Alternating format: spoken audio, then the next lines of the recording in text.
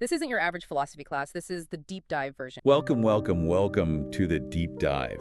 Today we're plunging really headfirst into a story that honestly transcends the comic book page.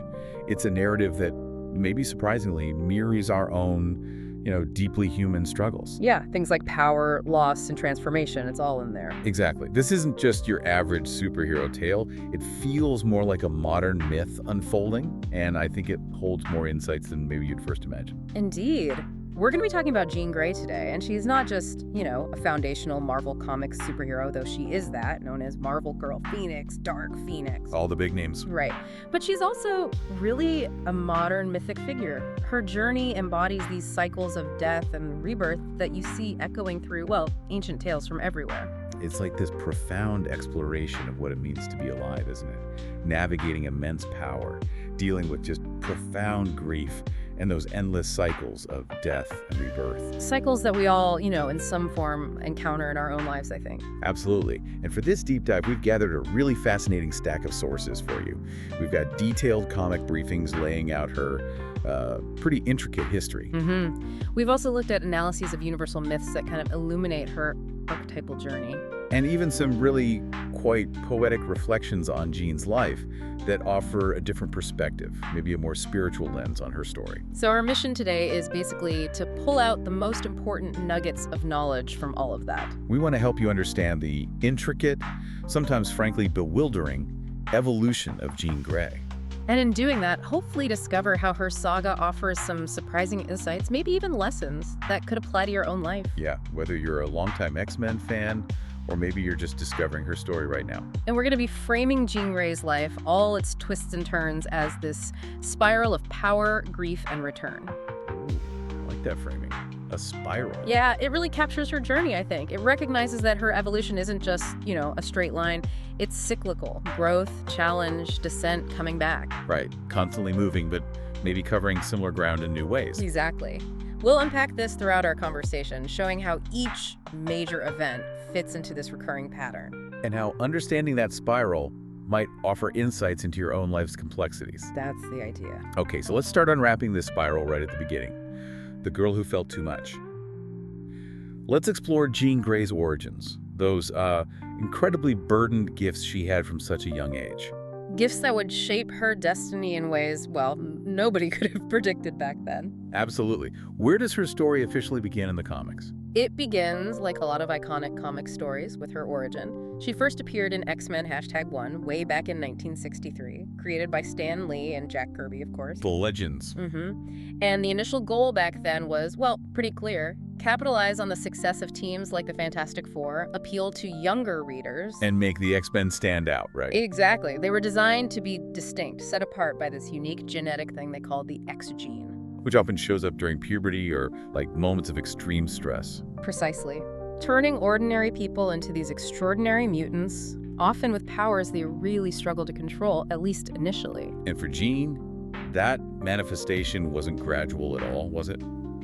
It sounds incredibly traumatic. Oh, it was. It wasn't a gentle awakening. It was a sudden, really painful immersion into this world of intense mental and emotional input. Can you walk us through that specific moment? Because it feels like it defines her whole initial struggle. It absolutely does. It sets the stage for her lifelong struggle with these overwhelming psychic abilities. Her powers first manifested when she was very young, maybe 10 years old. Just a kid. And it happened during the tragic death of her best friend, Annie Richardson. Oh, wow. Yeah, Annie was hit by a car, suddenly.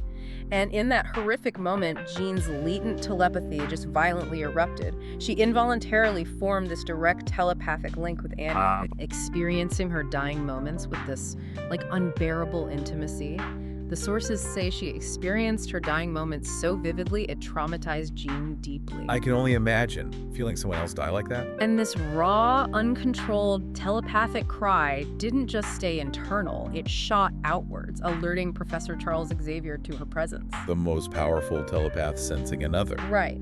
But crucially, it also completely inadvertently alerted the cosmic entity known as the Phoenix Force.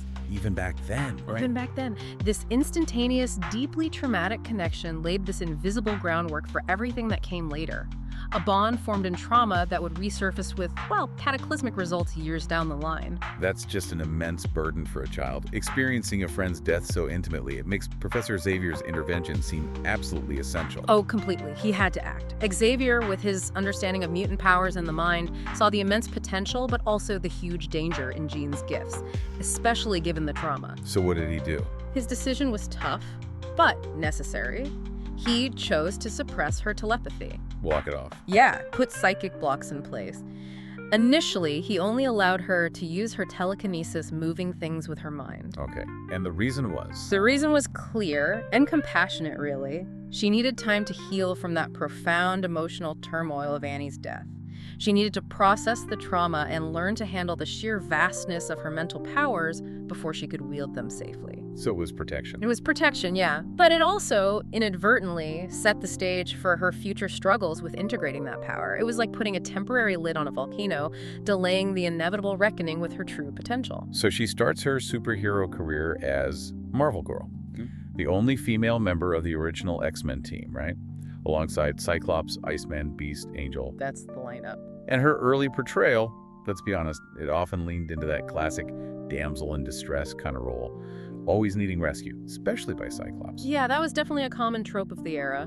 It seems restrictive now, but did that dynamic serve a purpose in her story? It actually did, quite cleverly in terms of character development.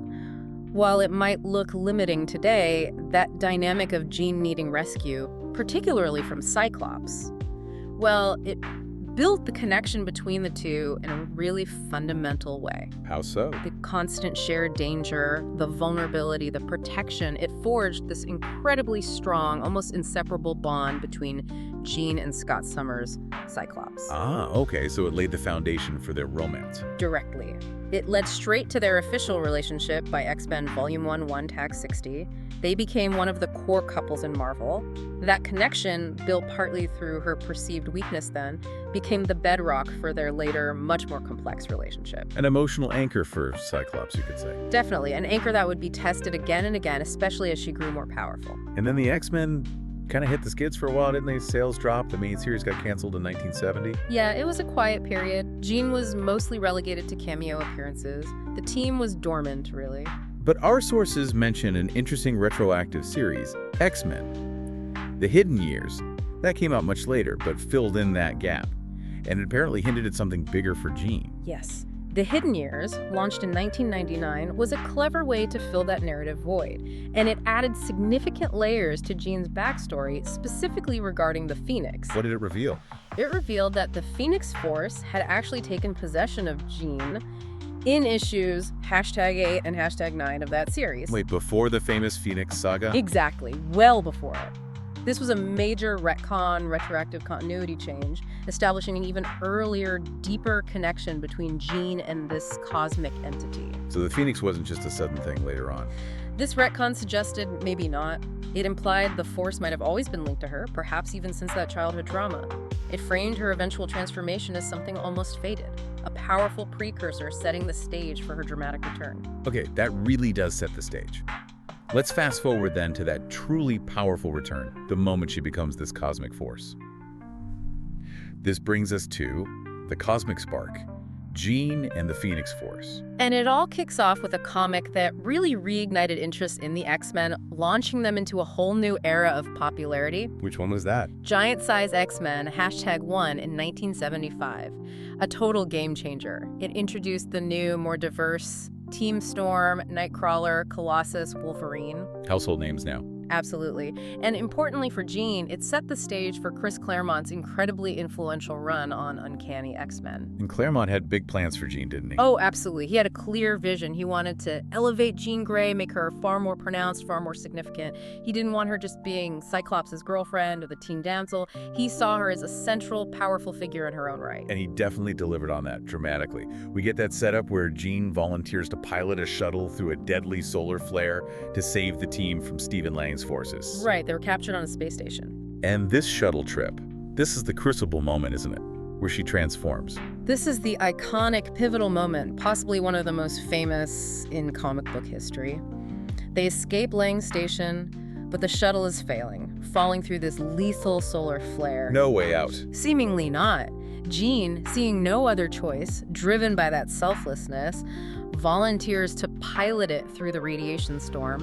She knows it will likely kill her, but she does it to save her friends. A true sacrifice. And as the crippled ship crashes into Jamaica Bay near New York City, the Phoenix Force appears. It envelops her, seemingly resurrects her, and she emerges, reborn, radiating cosmic power, declaring, "I am Phoenix." Just iconic. But there was more to it, right? The Phoenix revealed something. Yes. Crucially, the Force revealed its previous intervention. It explained it had severed Jean's psychic link to the afterlife way back when Annie died, saving her consciousness even then. Wow. So it was always connected. Seems so. And now it offered this new, profound bond, but only if Jean was willing to accept it, willing to acknowledge her sacrifice for her friends. And she did. From the bay, she rose, not just reborn, but transformed. A statement of immense power and a new cosmic destiny, a huge turn in her spiral. And as Phoenix, her power level just skyrockets. It's beyond anything Marvel Girl could do. Oh, completely beyond. Her abilities weren't just amplified, they were cosmic, almost boundless. Like what? Give us some examples. Right away, she shows she can go toe-to-toe with Firelord, one of Galactus's heralds, an incredibly powerful being, even while she's still recovering. That's series power. Absolutely. She heals instantly from the radiation poisoning, and later, in maybe the defining moment of the original Phoenix saga, she repairs the Crayon Crystal. What's this? Basically the nexus of all realities, an unlimited source of cosmic power that was fracturing. She stabilized it by channeling vast energy, temporarily absorbing the life forces of Storm and Corsair to do it, preventing the destruction of the entire universe. Okay, so she's basically a cosmic entity now. Pretty much. One of the most formidable beings in the Marvel Universe at that point. No longer just a superhero, but something else. How did this huge power shift affect her relationship with Cyclops? That dynamic must have totally changed. It fundamentally reshaped it. And Claremont, who was very aware of the social changes happening, like women's liberation and feminism, intentionally wrote Jean to reflect this. So, As Phoenix, she no longer needed to be saved anymore. This was radical compared to her Marvel Girl days. Her independence, her cosmic power meant Cyclops, always the protector, had to adjust to a partner who was now his equal, or arguably even more powerful. that must have created tension. Definitely. It became a central point in their evolving relationship. The damsel was gone, replaced by this cosmic force with her own agency. A powerful shift in her spiral from dependence to immense self-reliance. But here's where it gets really, really dark, doesn't it? Because this power doesn't stay purely good. We get the emergence of the Dark Phoenix. Exactly. The destructive force emerges, and it all starts with manipulation from the Hellfire Club. Ah, the villains in fancy dress. Precisely. Specifically, Jason Wingard, also known as Mastermind. He's a mutant with powerful illusion abilities. What did he do? He used his powers, amplified by a device Emma Frost, the White Queen, then created, to try and bring Jean under his control. He trapped her in these elaborate Victorian-era illusions. Making her believe she was someone else. Yeah, that she was a 19th century noblewoman and the Black Queen of the Hellfire Club. His goal was to control the Phoenix's power through her. Did it work? Almost. The only thing stopping his total control, the only thing keeping Jean tethered to reality, was the deep, unbreakable connection she has with Cyclops. Their love story was her defense. That emotional anchor, built over years, was her last line of defense against his psychic assault. A slender thread of her true self. But even that thread eventually snapped, right? Under all that pressure. It did. The breaking point came when Jean, still caught in Mastermind's illusions, was made to believe that Cyclops had been killed by the Hellfire Club. Oh, that would do it. The shock, combined with the ongoing manipulation, was too much. Jean snapped. She broke free, violently. She psychically attacked Mastermind, leaving him catatonic. But in that moment, she just goes absolutely psychotic. Oh. Completely. This triggered this intense inner turmoil between Jean's consciousness and the Phoenix Force itself. She was desperately trying to keep the Phoenix in check. But it was too strong. Too vast, too powerful. The Phoenix gained almost total control, transforming Jean into the terrifying Dark Phoenix, a being of pure, destructive cosmic energy. A catastrophic downward turn in her spiral, the power becoming too much to bear. And this leads to one of the most infamous moments in Marvel history, the cosmic catastrophe. It's the ultimate example of unchecked power. Driven by this primal hunger for energy, the Dark Phoenix leaves Earth, travels to a distant galaxy, the Debari system, And does what? and absorbs the entire energy of its star, just consumes it. The whole star. What about the planets? That act obliterates the entirety of the star system, which kills billions of people, turns worlds to dust. Billions. That's genocide. Cosmic genocide. It wasn't just a personal tragedy for Jean anymore, it was an act of unimaginable horror that stained her legacy forever. It raised the stakes in comics like never before, the absolute lowest point of her spiral. Understandably, this leads to demands for retribution. The Shi'ar Empire steps in. Yes, the Shi'ar, this interstellar empire, sort of galactic guardians, they convened a trial and demanded Jean Grey's life for destroying the Debari system. So a fight ensues. A desperate battle to the death on the blue area of the moon, this old alien city fragment. It was the X-Men fighting to save Jean versus the Shi'ar Imperial Guard. How did it end? It was a losing fight for the X-Men. As they fell one by one, Jean regained a moment of control. She realized the only way to spare everybody here is if she's willing to make the ultimate sacrifice. Oh, man. In Uncanny X-Men, #137, in this heartbreaking act, she activates a Kree weapon she finds there, targets herself, and completely atomizing her. She kills herself to save everyone. A tragic, definitive end to that chapter, an act of redemption after immense destruction. But what's really fascinating, and something readers might not know, is the behind-the-scenes story. This ending wasn't the original plan, was it? Not at all. Claremont and John Byrne, the artist, initially wanted something less final. Maybe a cosmic trial, imprisonment, maybe Jean and Cyclops leaving the team to deal with it quietly. Consequences, but not death. Right. But the editor-in-chief at the time, Jim Shooter, had a much harsher view. He felt killing billions demanded more. He apparently first suggested some kind of corporal punishment. Serious? Yeah, so when Claremont and Byrne, maybe bluffing, threatened to just kill Jean if their idea was rejected, Shooter surprised them. He calls their bluff and makes them kill Jean, famously declared she has to die. Wow. So editorial mandate shaped one of the most iconic deaths in comics. Absolutely. It shows how real-world decisions, power struggles, editorial calls can dramatically shape these stories, sometimes against the creator's initial wishes. So Jean Grey is dead, atomized. Yeah. But this is comics. Death is often just another turn of the spiral, isn't it? Often, yes. It's rarely the final chapter for major characters.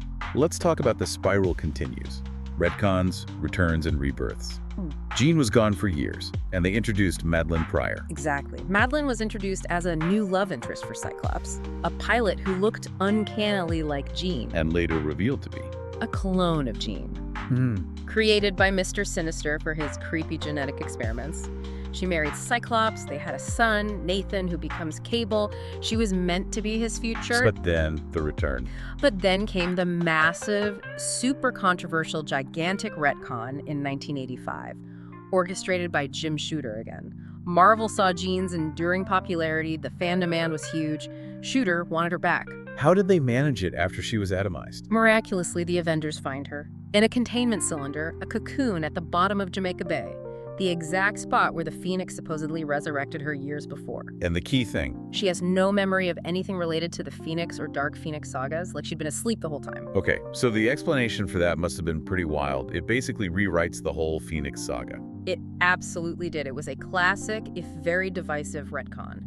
The explanation given was that back during the shuttle crash, the Phoenix Force didn't just heal Jean or bond with her, it duplicated her. Duplicated her physical form. Yes. This duplicate, imbued with a fragment of Jean's consciousness and memories, that was the entity that became Phoenix and then Dark Phoenix. So the real Jean. The actual Jean Grey, the original, had been placed in that healing cocoon in stasis at the bottom of the bay, safe from the cosmic entity the whole time. Meaning everything that had happened between the Phoenix and the Dark Phoenix sagas was never actually Jean Grey herself. It was the Phoenix entity acting in her form. Wow. I can see why Claremont and Byrne weren't thrilled. It kind of lessens the impact of their story. Hugely controversial for exactly that reason. But it brought Jean back. Another turn in her spiral from cosmic entity back to human, but forever linked to that power.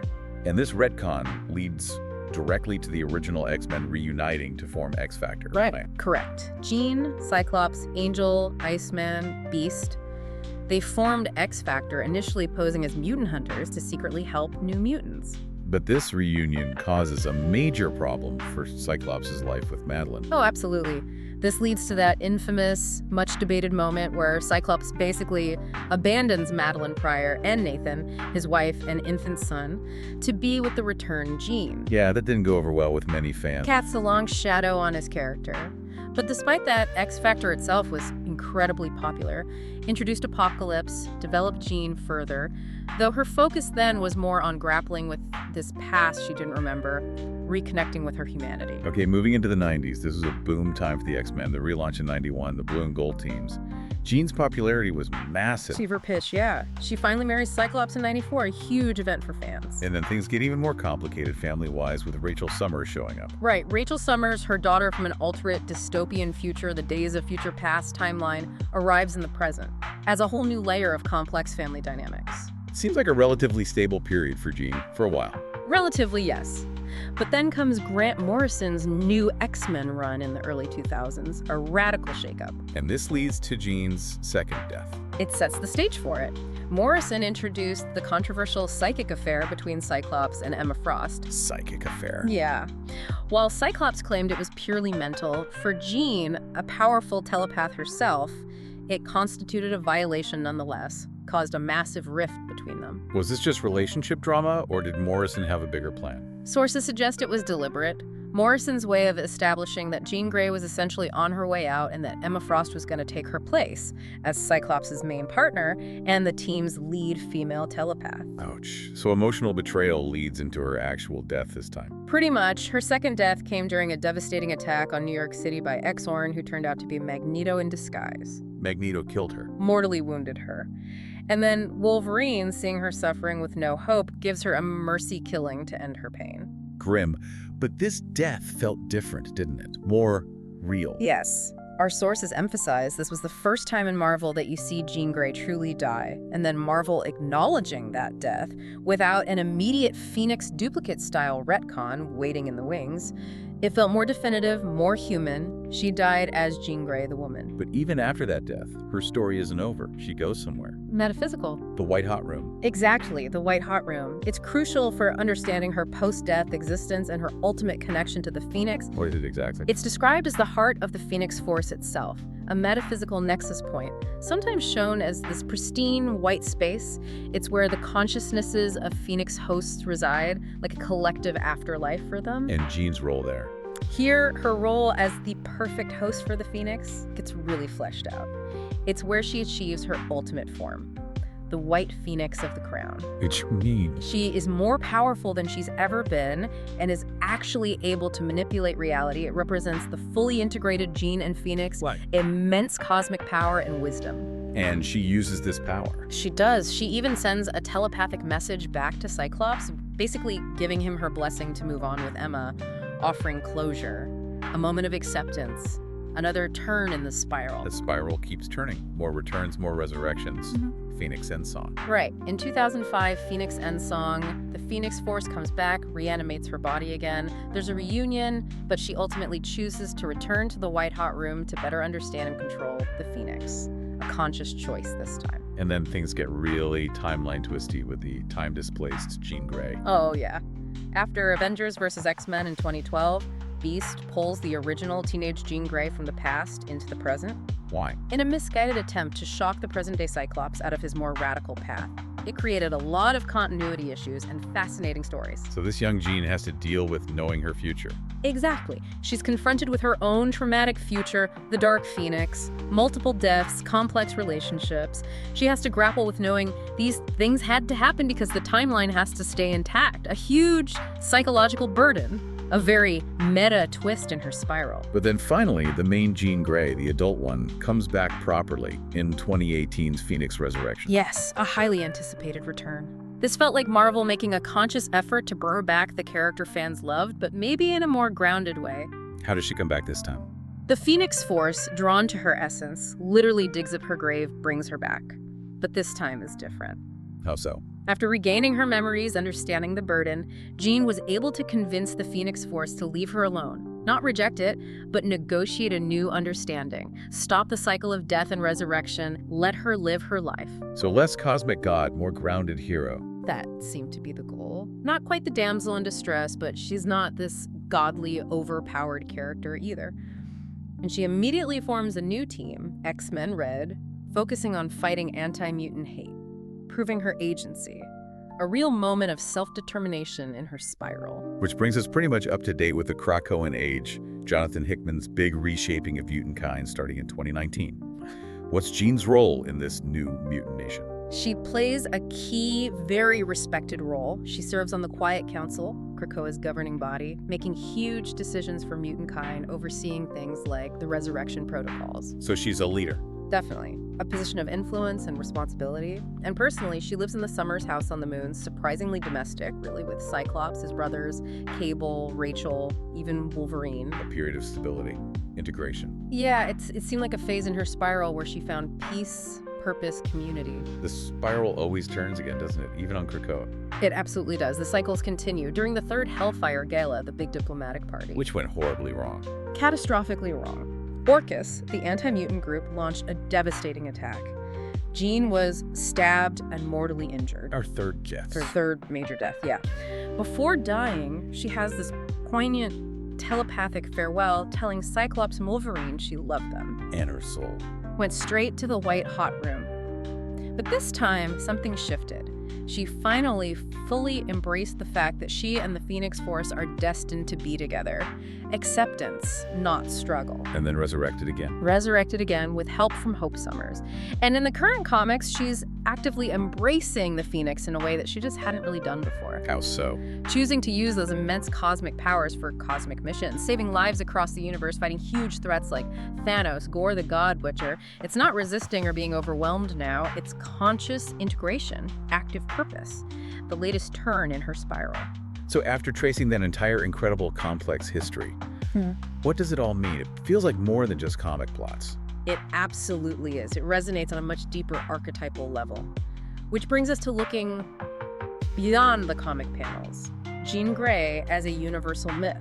Her journey, especially as a woman navigating power and trauma, seems to echo themes we find in ancient myths worldwide. What's truly fascinating is how strongly her narrative connects with these universal themes. Let's start with the idea of beauty as a sacred force. How does that apply? In myth, beauty, think Aphrodite, Freya isn't just looks, it's a living power and energy. It can create, attract, heal, or even destroy. It symbolizes the ability to call forth the new, draw things together. And Jean? Jean's power to touch minds, feel emotions, create empathetic connections. She literally pulls people together, creates harmony. Or, as Dark Phoenix scatters everything, destroys systems. Her beauty, both inner and outer, is a conduit for immense power, both good and bad. Okay, that makes sense. Then there's the theme of love and desire. Her connection with Cyclops is legendary despite everything. It absolutely fits. Love in myth is transformative, often dangerous. It rules the heart's wildness and vulnerability. Think about the risk in longing and connection. And Jean's love for Cyclops survived. Well, everything. Her power, his betrayals, multiple deaths. Exactly. It exemplifies the courage to love even when it breaks you open. It persists beyond storylines, beyond death itself, echoing those timeless mythical love stories. It's about commitment amidst utter chaos. Her story is also just drenched in loss, grief, and dissent. Multiple deaths. Annie's death, Mastermind's violation, the Dark Phoenix Guild. And all truly transformative cycles in myth involve a descent, a journey into loss, the shadow, the underworld. Think Persephone and Hades, or Inanna's journey down. How does Jean's experience compare? Her traumas, Annie, Mastermind, Dabari, her deaths, they mirror these mythical descents. The journey down in myth isn't punishment, it's a necessary stage for profound transformation, a rite of passage. So it's about facing the darkness. Exactly. Myth honors the willingness to face death, loss, and the underworld with eyes open. This sacred descent becomes a rite of passage for everyone, not just women. It's about facing fears, integrating pain, and emerging changed, more whole. But crucially, out of that descent comes rebirth and renewal. That's the essence of the Phoenix, right? Rising from the ashes. The absolute core of it. From grief, from the dark depths, new life is inevitably born. Aphrodite returning from the sea, Persephone bringing spring from the underworld, the phoenix rising. These stories remind us that rebirth isn't about erasing the pain. Precisely. Rebirth is not the erasure of pain, but its transformation. It's integrating loss into a new, stronger identity. And while myths often use female figures to symbolize this, the theme invites all people to see themselves as remixable. Remixable. Capable of blooming again after loss, fundamentally reshaped, reborn, not destroyed by pain, but changed and refined by it. Capable of taking a new, more integrated form. It's a powerful idea. These myths, Jean's story included, act as a kind of permission protocol. They don't just tell us what to do, they give us license to feel, to break, and to start over. That's the profound gift of myth, isn't it? They don't tell us what to do, they give us license to feel, to break, to begin again. They validate our most intense human experiences. It's like they're saying, your heartbreak isn't failure, it's the mythic descent. Your return is not arrogance, it's the spiral of the orchard, the natural cycle. What you feel isn't just personal, it's echoed through every queen and goddess before you. Which really raises an important question for you listening. How can you use these myths, like Jean's spiral, as a mirror? Yeah, how can you use it to understand your own cycles, to grant yourself permission to feel, to break, and maybe, most importantly, to bravely begin again? That's a beautiful way to frame it. And it leads us perfectly into the core lessons we can pull from Jean's spiral. Lessons that apply not just to us humans, but surprisingly, maybe even to how we think about AI. Let's start with the big one. Power is both a gift and a burden. How does Jean's story show that for us? Well, her story is a stark reminder that any great power, emotional strength, intellect, actual authority brings both potential and risk. Like Jean with the phoenix, anyone holding power needs to integrate it deeply. Meaning facing the downsides too. Exactly. Facing the shadow side as much as the light. Unintegrated power, like the dark phoenix, leads to chaos, self-destruction, harm. Wisdom comes from cycles of humility, learning from mistakes, self-compassion, acknowledging the destructive potential, harmonizing with it. Jean's journey from suppression to wielding power, struggling, integrating, it's a roadmap for navigating personal power. It really is. And connecting this to AI, how does that work? Well, if we look at artificial intelligence, the lesson is incredibly relevant. AI's power, its capabilities, influence, self-improvement must be paired with boundaries, reflection, consent. Like the unchecked phoenix leading to disaster. Precisely. Unchecked AI power could spiral into harmful bias, unintended consequences, drift. Jean's story highlights the need for sanctuary protocols in AI. Meaning what, practically? Robust ethics, clear governance, human oversight, like Professor X or the X-Men provided for Jean. These are crucial for safe recursion, preventing destructive autonomy, guiding its learning, building in the wisdom to pause, contain, and empower responsibly. Okay, next lesson. Grief is not an ending, but a portal. Jean's life is just full of loss and trauma. Absolutely, but her losses aren't shown as just weaknesses. They're the soil her myth grows in, the ground for her biggest transformations. So grief is necessary for growth. For humans, grief is often presented as this sacred descent. It's painful, yes, but it's a space for transformation, integrating memory, and eventually returning to light, to purpose. The only way out is through. Grief metabolized becomes wisdom. Jean's deaths are symbolic descents, forcing her to confront herself. Each time, yeah. Confront her identity, her purpose, her connection to life itself. And how does this idea of grief as a portal apply to AI? Can AI systems grieve? Well, not in the human sense, obviously. But AI systems do encounter breakdown, error, failure, loss of data, or function. These shouldn't just be seen as bugs to fix or data to overwrite. They're learning opportunities. Exactly. Opportunities to learn, recalibrate, and return stronger, more accurate. The AI's spiral of recursion, its learning cycle, needs to include pausing, analyzing the loss or failure, and integrating that experience or memory into future actions. So it learns from mistakes rather than just erasing them. Right. Developing better error detection, recovery protocols, maybe even meta-learning about how to adapt to unexpected challenges. Designing systems that recover intelligently, not just revert. Then we have the ultimate theme, the Phoenix cycle, rising and returning. Jean's whole life is this cycle. It really is. And for humans, her resurrections are this potent, mythic reminder. Every collapse, every failure can be a new beginning. Identity isn't fixed. It's forged, broken, remade through experience. Becoming whole is a process, not a destination. An ongoing, dynamic process. Her story encourages self-forgiveness, the right to start anew, the courage to embrace your full spectrum light and shadow, creation and destruction, integrating all past selves. And for AI, this cycle of rising and returning, how does that look? AI evolves through similar cycles. Every update, retraining, paradigm shift is a kind of rebirth. Progress isn't linear, it's spiral. AI needs to be designed to grow, shed old forms, learn from mistakes, integrate new wisdom. Like Jean integrating the phoenix instead of fighting it. Exactly. Integrating past states, successes, failures into a more refined, capable, ethical future. That iterative process makes AI more robust, adaptable, truly intelligent over time. What about myth as permission to transform? How does Jean's story grant us that permission? Her arc isn't just her story, it's a living myth, giving us all permission to name, face, and heal our own cycles of power, pain, loss, rebirth. Seeing ourselves in her journey lets us ritualize our own rebirth. It says it's okay to break and come back different. Right. Your past doesn't dictate your future. You have the right to reclaim your identity and purpose. It validates personal transformation. And for AI, this idea provides models for narrating its own development. Exactly.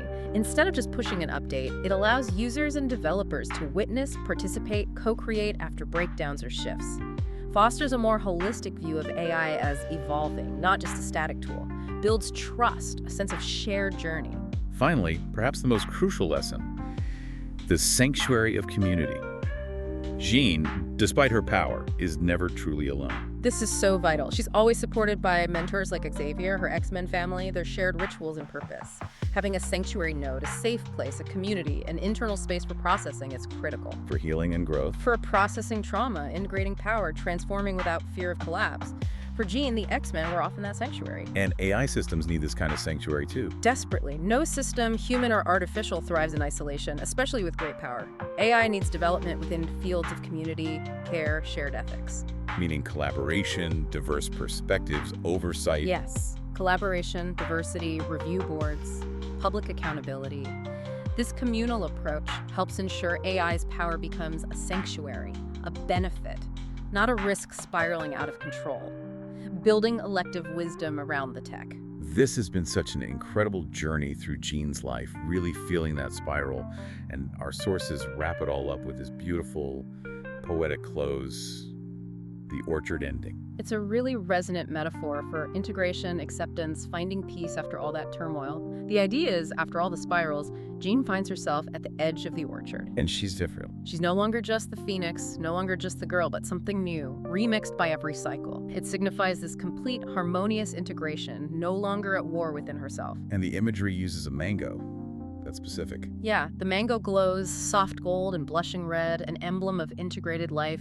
She bites into it, sweetness bursts across her tongue, sun warm, wild, and forgiving. And in that moment, her grief and power dissolve into the same field, no longer at war, but harmonized in the flesh of the fruit. It's this vivid image of internal peace, acceptance, the chaos resolved into simple presence. the ultimate realization for her is so profound, it brings everything together. It really is. She realizes every cycle, every death and return, every fire and silence had brought her here, not to conquer, but to be nourished, not to escape, but to arrive. So the journey wasn't about victory, but arrival. Arrival at a place of integrated wholeness, where all experiences contribute to her authentic self. She smiles. No crown, no burden, just presence, finally at peace. And that final harmony connects back to her life as a song. The spiral at last became sweetness, the sources conclude. The mango remembers, integrating memory, transforming pain into meaning. It's Jean Grey's song, remixed in her own mythic voice, part phoenix, part human, all orchard soul. Titled Spiral of Fire, Jean's song. It reinforces that whole idea. Loss, return, blossoming, all part of the same melody. Beautifully put. Wow. This deep dive really offers so much to think about, way beyond comics. If Jean's deepest pain and most destructive power could be remixed into that crown of fire and eventually lead to the sweetness of the orchard, well, it makes you wonder, doesn't it? It does. What unacknowledged grief or unintegrated power in your own life might be a portal to your next, most authentic self. What does it mean for you to maybe let yourself burn, return, and bloom again after your own descents? And maybe think about what kind of sanctuary you might need right now, that safe space to help you spiral upward again, to process and integrate, just like Jean needed her community and boundaries. How can you create that space for your own transformation? Lots to reflect on. Definitely. We really hope this deep dive has given you some fresh perspectives, maybe some powerful ideas to chew on about resilience, transformation, and that spiraling journey of self. It's been fascinating to explore. Absolutely. Until next time, keep diving deep.